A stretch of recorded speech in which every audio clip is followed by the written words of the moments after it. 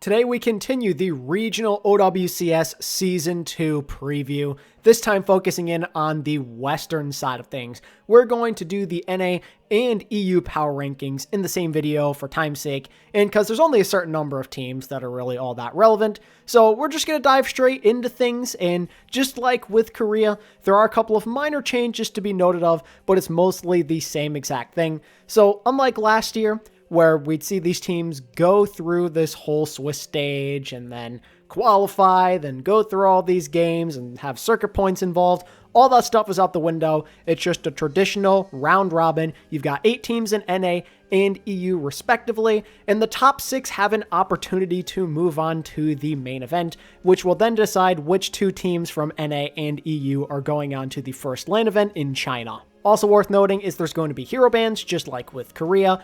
And of course, there is the whole promotion relegation system where the top teams from the Face-It leagues will have an opportunity to overtake one of the bottom 2 teams who missed that top 6 cutoff. Essentially, all that matters is playing well in the present. All the other stuff is pretty irrelevant, which should make for some pretty interesting stages. And I'd like to start off with my North America preview, because for the first time in over a year, this region feels exciting again.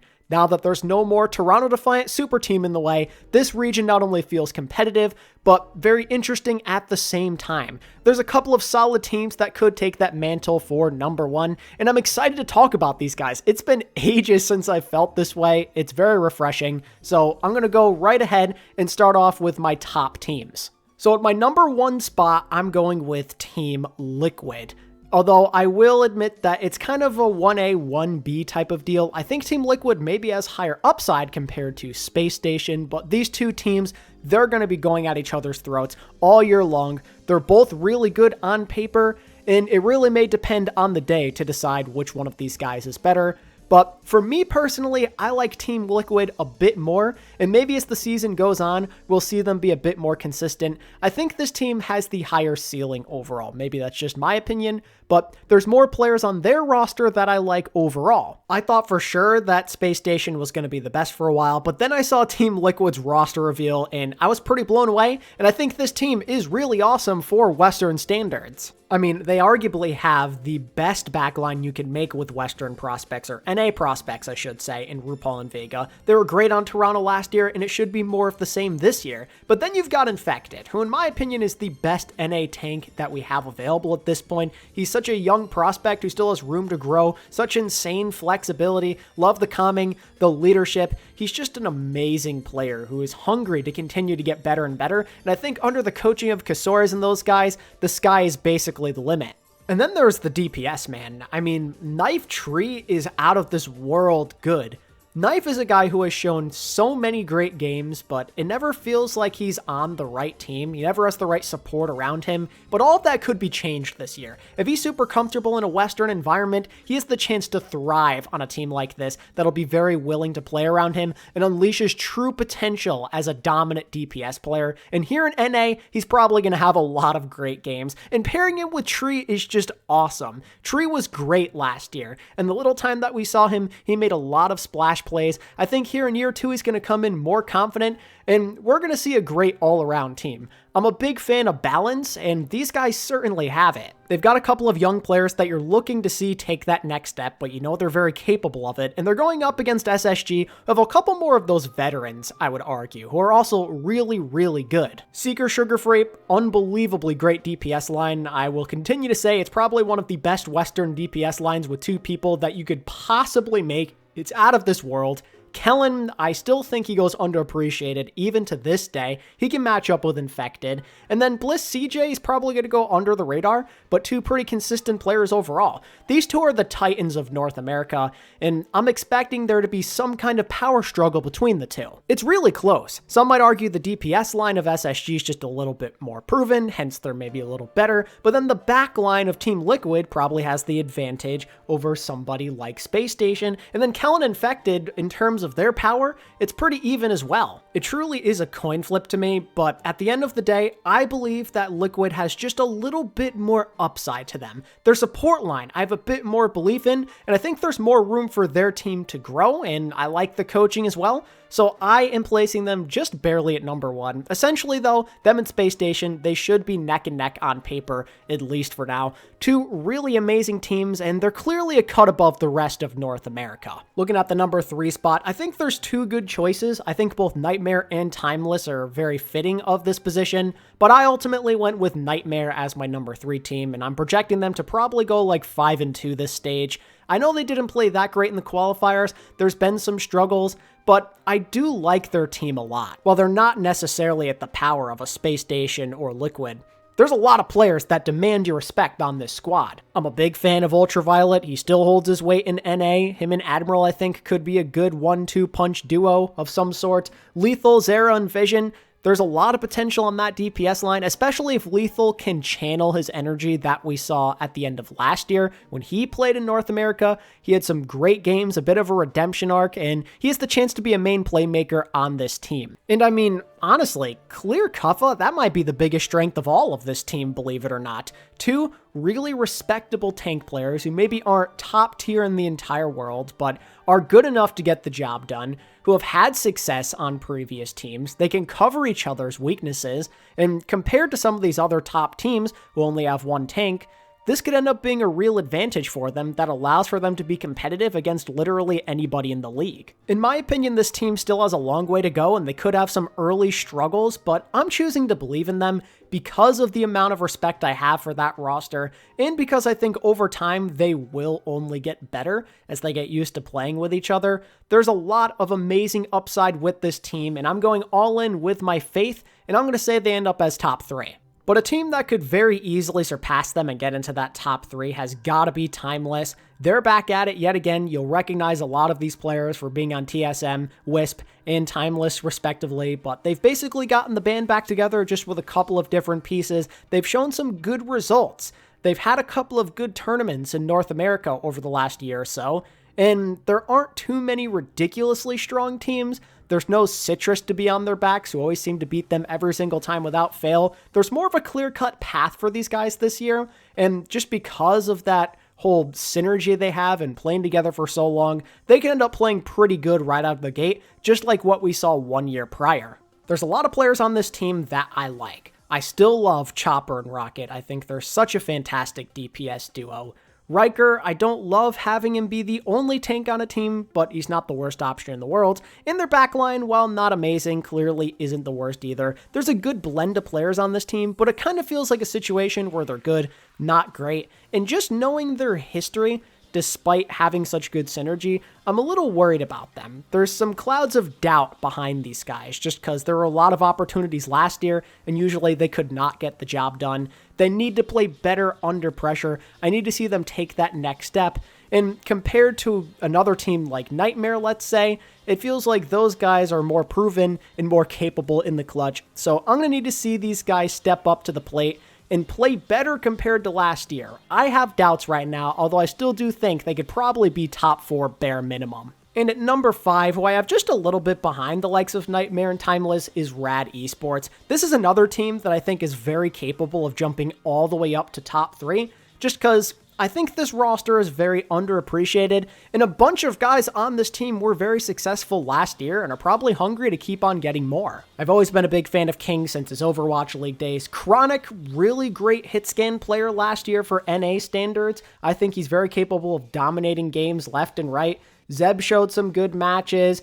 They've got an okay backline as well. If they can put 1 and 2 together, I don't see why they couldn't be top 3. I have doubts just because I think they're missing the playmakers compared to like a Timeless or a Nightmare, but if they prove to have the better synergy compared to those guys, anything is possible. And then at number 6, the last team that I think has a good chance of making the cutoff to make it to the next stage of the tournament is Avidity. They've got some key vets across the entire roster, most notably being Wub, who I think goes under the radar as a guy that has so much talent that got done dirty back in the day in his Overwatch League days. I'm very excited to see him get another opportunity, and I think he'll make the most of it, although I don't think that his roster quite matches up to some of these other guys we've been talking about, even going as far as saying that they probably would have a tough time against Nightmare or Timeless. And that leaves us with the 7 and 8 teams. I mean, they could be interchangeable, I guess, but at 7, I'm going Amplify, and 8, Shikigami. It really could go either way between these two, but I put Shiki at 8 just because maybe the roster feels like it has a bit more of an unknown factor to it.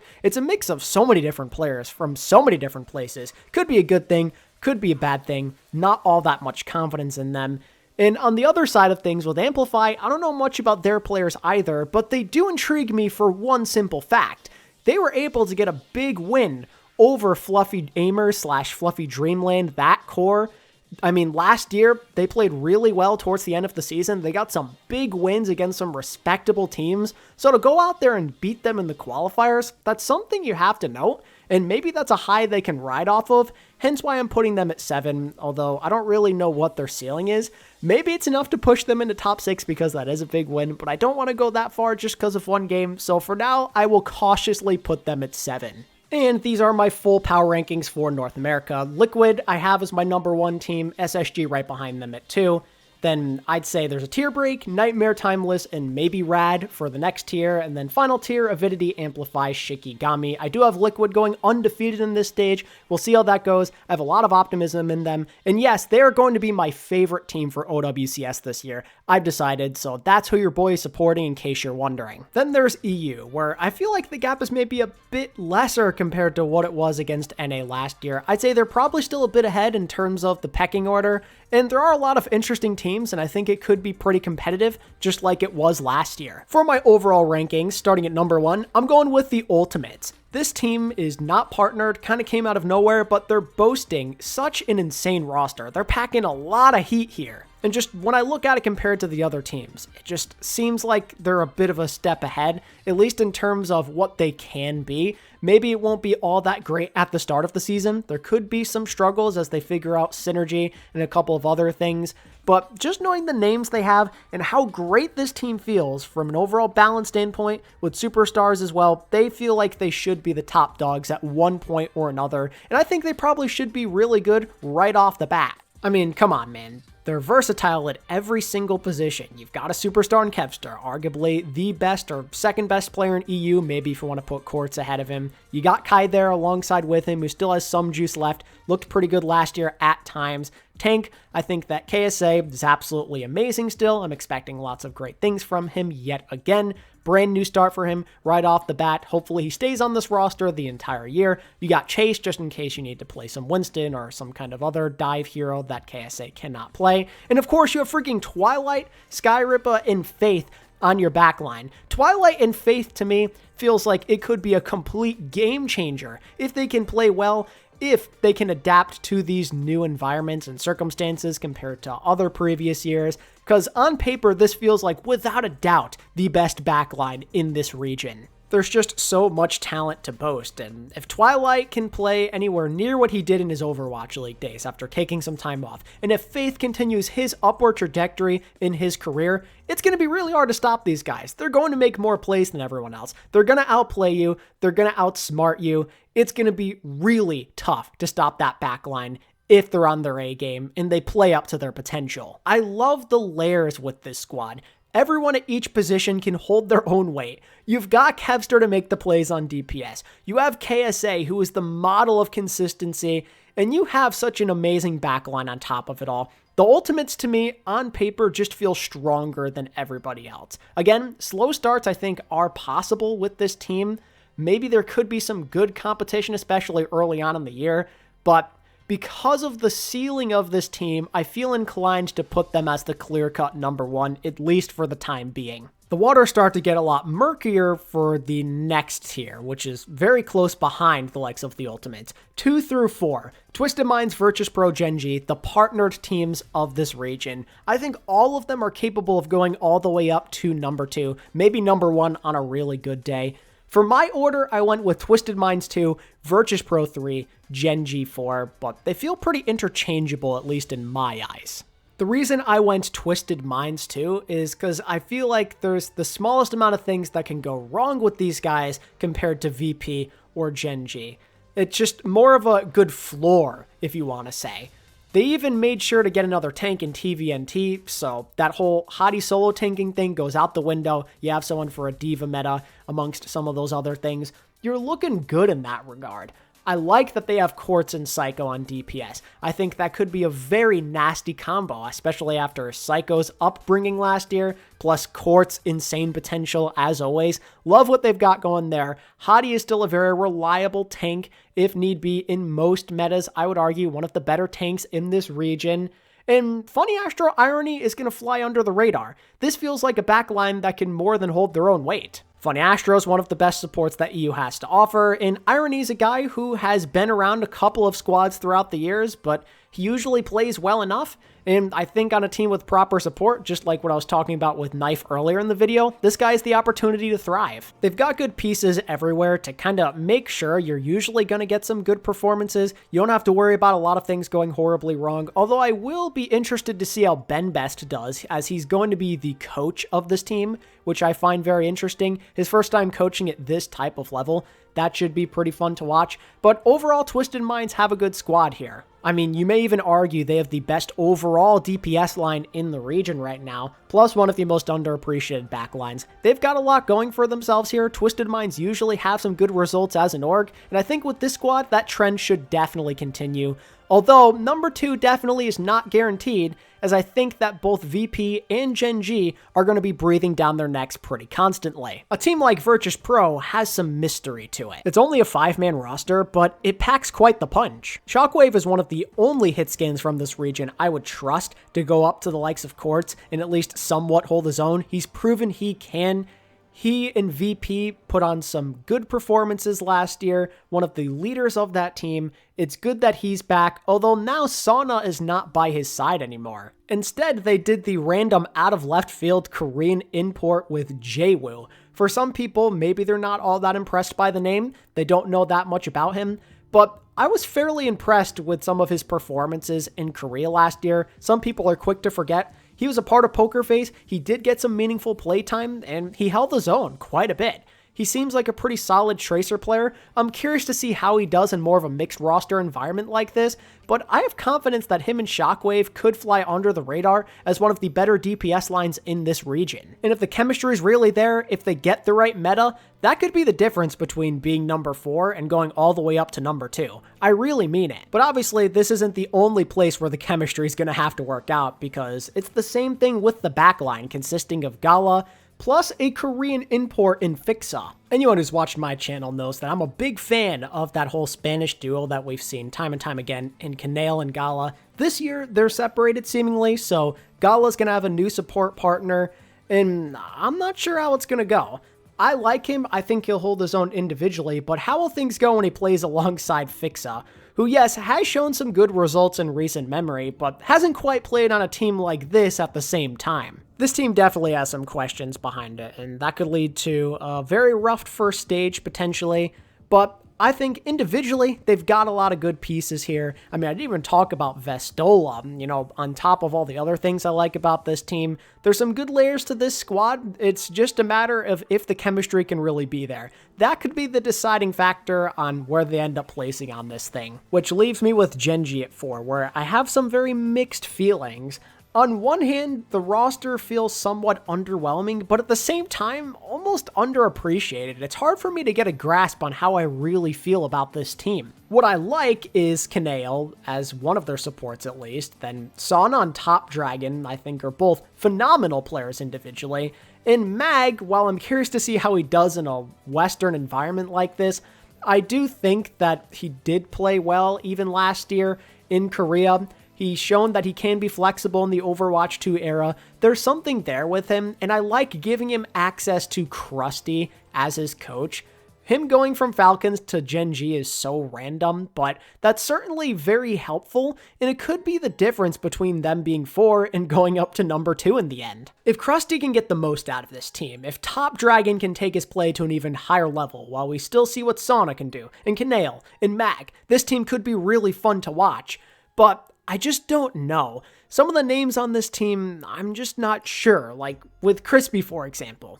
Decent main support, and I believe he's played with Kanale before, but he's not out of this world, and that could be a problem compared to some of these other teams that clearly have better backlines. You have to consider how Mag and Top Dragon do when it comes to English, not to mention that technically, Gen G does not have a true dedicated hit scan player on their roster. Sauna and Top Dragon, not exactly what they're known for. Now, of course, in the future, that could change if need be. I mean, they're a partner team, so maybe they could sign a dedicated hit scan. But for now, this is what they're rocking with, and we know that Ashe and Sojourn are pretty popular right now. So I'd like to see how they can handle things. Are they going to be more of a fast-paced team with a lot of dive? What's the deal? How are they going to overcome those potential issues? Is their pace of play going to overpower the likes of a dominant hit scan? That is a really good question that will ultimately decide just how far this team can go, along with the other concerns.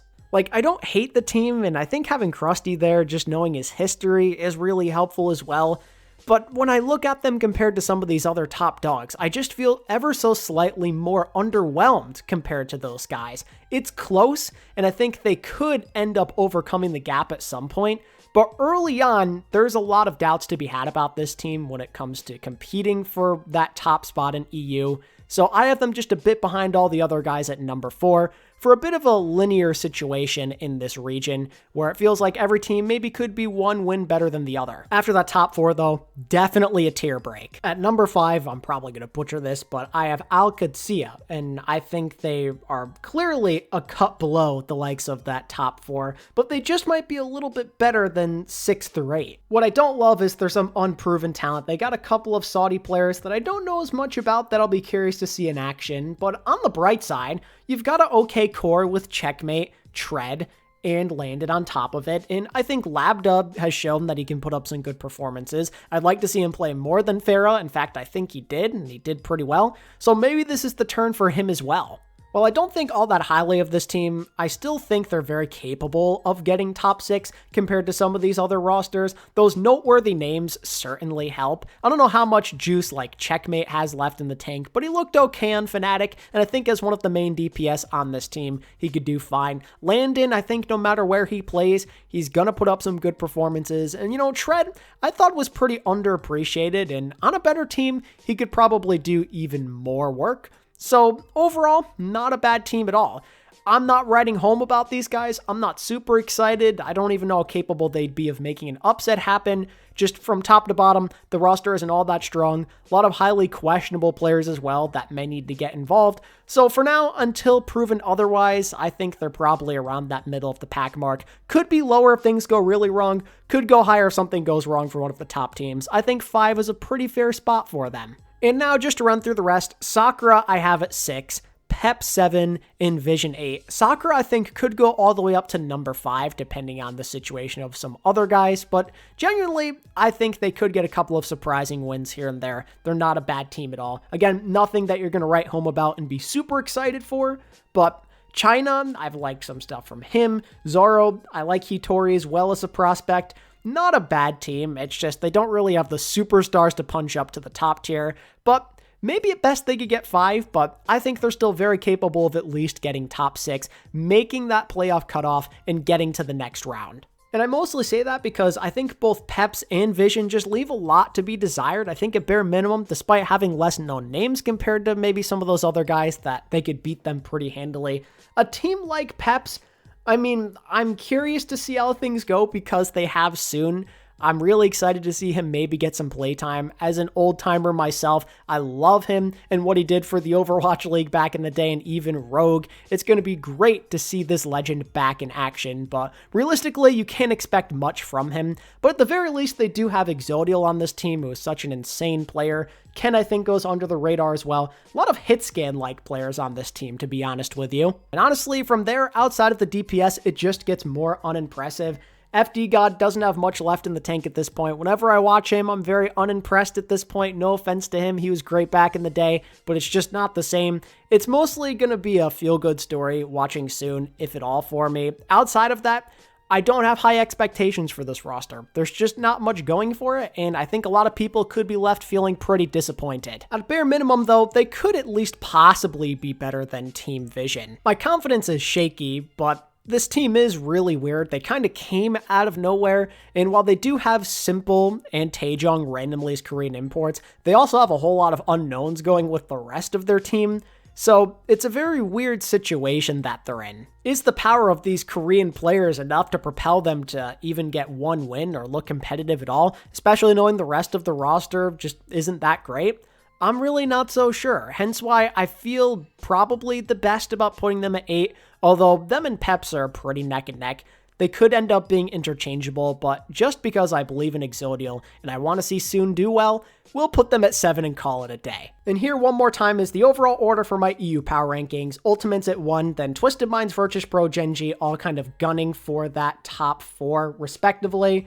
And then the rest of the guys are kind of just there. It feels like a 4-team race, but I do think the Ultimates have a bit of an advantage compared to the other squads. EU and NA, generally though, they both feel pretty exciting. I'm honestly a bit more interested compared to last year, just because there are so many teams. Maybe it's just because there's no Toronto anymore, but generally, it should be pretty enjoyable to watch these regions go at it. There could be more of a competitive nature, which is of course something that we really need, especially because of that whole promotion relegation system. I'm excited. We get underway next week, January 31st. I'm pumped. Hope you guys are too. Let me know what your power rankings are looking like down in the comments below. Like the video if you enjoyed. Subscribe if you want more OWCS content, and I'll catch you guys in the next video. Peace.